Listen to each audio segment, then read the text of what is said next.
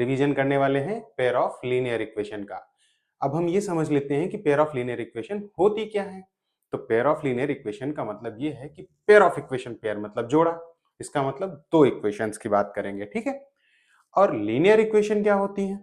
तो ऐसी इक्वेशन जिसमें वेरिएबल की मैक्सिमम पावर एक होती है, मतलब उस इक्वेशन की डिग्री कितनी हो, 1 होनी चाहिए। अब आगे आती है टू वेरिएबल। टू वेरिएबल का मतलब होता है यहाँ पर दो वेरिएबल होंगे, जैसे कि x और y। मतलब कोई भी हो सकते हैं, जरूरी नहीं कि x y ही हो, m t कुछ भी हो सकता है, का खा, है ना। तो x और y जनरली देखा जाता है इक्वेशंस में, तो इसलिए ये याद रहता है बच्चों को। तो इसीलिए एक्स वाई जहां पर दो वेरिएबल हो और जिनकी पावर एक होती है, और पेयर मतलब दो इक्वेशन होंगी, तो क्या बोलेंगे हम? Pair of linear equation in two variable.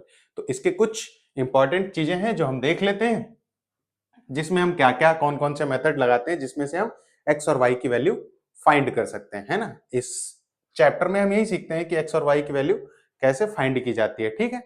तो पहला एक मेथड आता है इसमें क्रॉस मल्टीप्लीकेशन, सॉरी, पहला आता है सब्स्टिट्यूशन मेथड। तो सब्स्टिट्यूशन मेथड का मतलब ये होता है कि हम किसी एक वेरिएबल की वैल्यू किसी एक इक्वेशन से निकालते हैं और दूसरे वेरिएबल के टर्म में निकालते हैं, ठीक है। फिर उसको क्या करते हैं, उस दूसरी इक्वेशन में पुट कर देते हैं, वहां से हम दूसरे वेरिएबल की वैल्यू निकाल लेते हैं। फिर आता है हमारा एलिमिनेशन मेथड। तो एलिमिनेशन मेथड क्या होता है? जैसे कि हमें नाम से ही पता, एलिमिनेट करना मतलब हटाना। तो एलिमिनेशन मेथड में हम क्या करते हैं कि एक वेरिएबल को हम गायब कर देते हैं। अब उसको हम ऐड करेंगे या सब्ट्रैक्ट करेंगे, कैसे भी करके एक वेरिएबल को हमें हटाना होता है, चाहे तो वो x को हटा लो, चाहे वो y को हटा लो। तो इसमें से हम एक वेरिएबल को हटाएंगे तो दूसरा वेरिएबल सिंपल बचेगा। दूसरा वेरिएबल जब बचेगा उसी को हम क्या करेंगे, वही वैल्यू आ जाएगी, फिर उसकी वैल्यू उठा के किसी भी इक्वेशन में रख के हम पहले वेरिएबल की वैल्यू निकाल देंगे। तीसरा आता है क्रॉस मल्टीप्लीकेशन मेथड।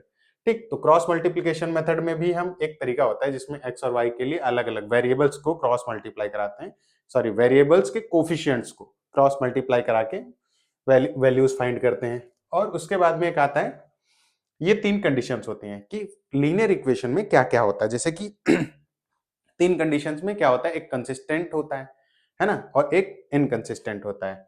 तो कंसिस्टेंट में दो चीजें आती हैं, जिसमें क्या होता है, एक वन सॉल्यूशन होगा और इसमें इनफाइनाइट मेनी सॉल्यूशन होते हैं। नो सॉल्यूशन जो वाला होता है, ये वाला, इसमें क्या होता है, ये पैरेलल लाइन होती है।